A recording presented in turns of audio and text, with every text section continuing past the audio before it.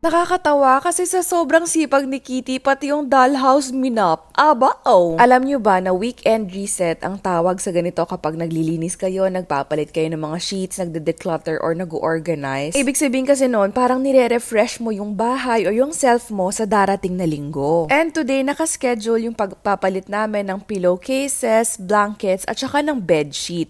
Kayo ba, tuwing kailan kayo nagpapalit? To be honest, every other week or minsan weekly kung kailangan talaga kasi pag nadumihan or syempre may toddler tayo, hindi na kasi siya nagda-diaper. So, sometimes merong hindi maiiwasan na mga accident sa gabi. Yung mga pillows pala, pag feeling ko nangangati ako, binibilad ko sa araw. Tapos, yung mismong kama namin, dahil ang bigat-bigat naman ito, hindi ko naman ito mabubuhat, nagva-vacuum na lang ako nung parang dust mite vacuum. So, yung ginagamit ko is yung sa Dirma. Sobrang tagal na nito sa amin. Buhay pa rin siya in fairness sa kanya. Tapos, ayan nga pala si Kitty, tumutulong na may konting laro. Abaw! Si Daddy Chan naman ngayon nasa labas, siya yung naka-assign sa paglalaba. Diba na-mention ko before, pinaka-hate ko talaga yung magsampay at magtupi. So, tinutulungan niya ako doon sa part na yon. And thankful din naman talaga ako na kahit pumapasok siya sa work, kahit good provider siya, talagang tinutulungan niya ako sa pag-aalaga and sa chores, kumikilos din talaga siya. Dito nga pala, nalingat lang ako saglit. Tingnan niyo ako ano yung ginagawa ni Kitty.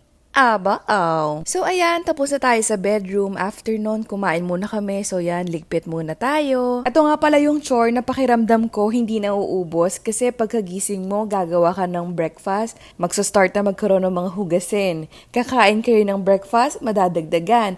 Maya-maya, merienda naman ng bata. So, meron na namang bago. Ilang oras lang, magpe-prepare ka na ng lunch. So, another hugasin. Kakain kayo ng lunch, merienda na naman sa hapon, tapos prepare na naman ng dinner, tapos kakain ng dinner, o diba, buong araw talaga hindi siya nauubos. Aba, oh. Pero in fairness, nag-enjoy naman ako maghugas. Ito rin kasi yung time na nakakanood ako, nilalagay ko yung phone ko dyan sa may sink, tapos napapanood ko yung mga shows ko habang naghuhugas ako. Nakakalimutan ka. After no, nagwalis na nga pala ako ng floor and na-mention ko before na mas nadadalian ako sa traditional na walis kesa sa mga vacuum na may wire kasi nga, nahihirapan ako na pumupulupot siya kung saan-saan. Pero suggest ng mga tao sa comments, kuha na lang daw ako ng cordless or wireless na vacuum kaya tumitingin-tingin na ako ngayon. May masasuggest pala kayo na magandang wireless na vacuum, let me know sa comments. So last na nilinis ko is yung sala, yun kasi yung natutunan ko nung nagpa-cleaning kami dito sa house na unahin daw yung mga nasa loob na kwarto which is yung mga bedroom, palabas siya, papunta dun sa main door ninyo. So, ganun yung ginawa ko. Ito nga pala yung ginagawa ni Kitty ngayon. So, nagle-lego siya. Galing to kina Sis Abby. Thank you so much, Sis. Ayun, kung napanood nyo to ng weekend, it's a sign na mag-weekend reset na rin kayo. Ayun lamang. Aba!